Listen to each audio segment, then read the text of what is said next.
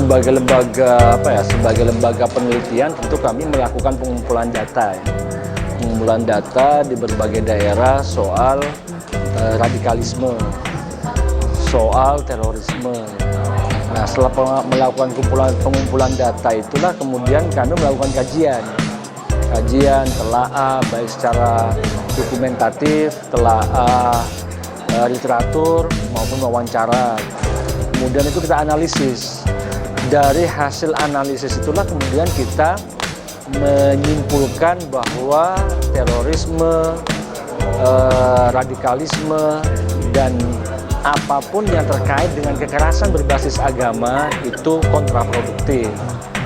Nah, karena kontraproduktif, dari hasil kajian itulah kami kemudian melakukan masukan-masukan, memberikan masukan-masukan terhadap baik kepada DPR maupun kepada pemerintah, tapi yang terutama memang kepada DPR, terutama yang berkaitan dengan isu-isu keagamaan di Komisi 8. Kami concern terus melaksanakan program-program literasi kepemudaan, karena memang itu kan untuk menangkal radikalisme daripada gerakan-gerakan yang memang menentang pada undang-undang, menentang pada Pancasila dan Undang-Undang 45.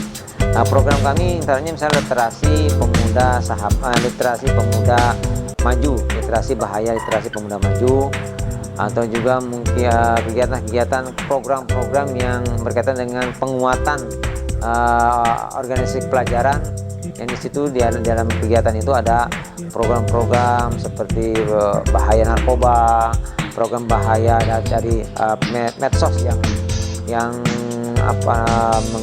merusak daripada generasi muda, dan juga program-program yang berkaitan dengan masalah cinta pada tanah air. Kita memetakan ya isu-isu yang berkembang di masyarakat, bahwa kelompok-kelompok gerakan-gerakan radikal itu memang sesuatu yang tidak bisa kita hindari, tapi harus kita tolak.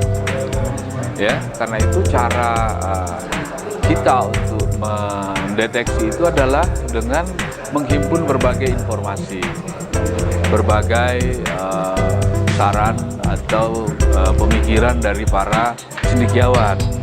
Jadi bukan hanya dari satu sumber. BPIP sudah melakukan, saya kemarin menghadiri penyusunan modul materi untuk sosialisasi pembinaan Pancasila di kalangan ASN di semua jenjang. Itu sudah jadi. Kemudian sudah jadi juga garis besar haluan ideologi Pancasila, ya. Roadmap pembinaannya sudah jadi.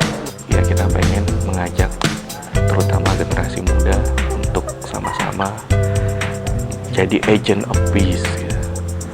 Generasi yang membawa kedamaian, generasi yang bisa menyejukkan dan menjaga keutuhan bangsa kita. Strategi yang dilakukan oleh Gerakan Islam Cinta untuk mengajak generasi muda agar mereka mau bergerak dan menggerakkan yang lainnya untuk perdamaian. Pertama, kita lihat passionnya mereka. Kalau passionnya itu misalnya mereka sukanya ilustrasi, ya kita ajak mereka sebagai ilustrator, gitu. Dari ilustrasi yang mereka buat itu kemudian bisa bermuatan konten-konten damai, gitu. Nah, terus kita lihat lagi passionnya apa nih? Passionnya selain ilustrator, misalnya dia suka musik. Nah, kita ajak teman-teman muda yang bisa musik ini buat nyiptain lagu yang isinya adalah menyampaikan pesan damai. Nah, termasuk juga buat teman-teman yang suka nulis, gitu. Jadi kita ajak mereka buat nyampaikan perdamaian lewat tulisan mereka, gitu. Jadi pendekatannya itu pendekatan berdasarkan passion masing-masing, gitu. Jadi pendekatannya adalah pendekatan kolaborasi, bukan kompetisi. Memang salah satu faktor yang memudahkan orang untuk terpapar radikalisme ataupun terorisme adalah kemiskinan.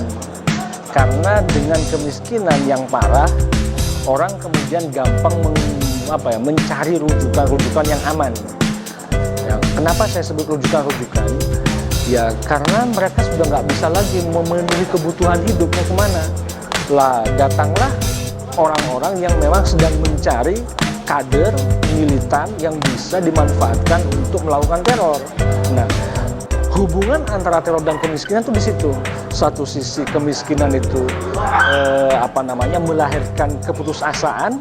Nah, kelompok teroris ini memberikan harapan baru bahwa segala sesuatu yang kita pandang salah itulah yang menyebabkan Anda miskin.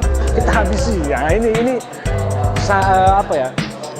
menjadi gayung bersambut antara kemiskinan dan terorisme. Harapan kami dari Kementerian Pemuda dan Olahraga sebenarnya Kementerian Pemuda masih eksis ya. Jangan sampai terjadi hal yang kita tidak inginkan yang di luar sudah gembar-gembor sesuatu yang tidak baik lah, tidak nyaman untuk kami dan kami. Yang kedua, kami tetap konsen dengan program-program yang biar bermuatan untuk yang terpenting adalah menjaga Satria Indonesia, negara Pancasila dan NKRI harga mati sesuai dengan keputusan Presiden. Itu yang komitmen kami, tapi itu juga harus dibarengi dengan anggaran yang cukup, anggaran kita akan kecil. Yang selanjutnya, yang ketiga adalah komitmen kami adalah bagaimana terus menggalang program-program network kerjasama dengan teman-teman di KMPI, di OKP, terus selalu bersinergi terus dalam rangka menguatkan negara Kesatuan Republik Indonesia melalui jalur kepemudaan. Karena pemuda ini kan memang garda terdepan bangsa Indonesia ya. Saya kira para penyelenggara negara harus menghentikan pertikaian.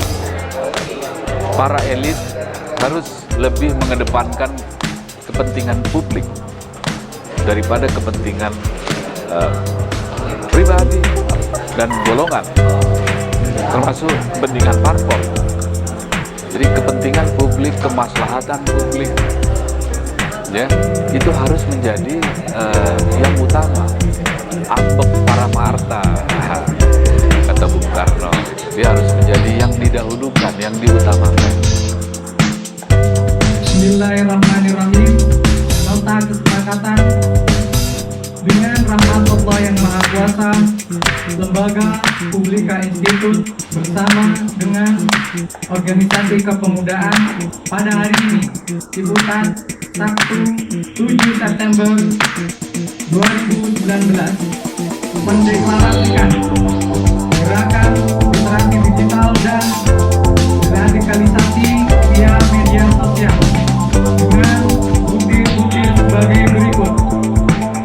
Pertama, konten radikalisme media sosial yang membahayakan kesatuan dan persatuan negara Republik Indonesia. Kedua, kami mendukung aksi pemerintah dalam menjalankan upaya radikalisasi via media sosial. Ketiga, kami siap menjadi garda terdepan dalam menggunakan literasi digital untuk melakukan deradikalisasi via media sosial. Keempat,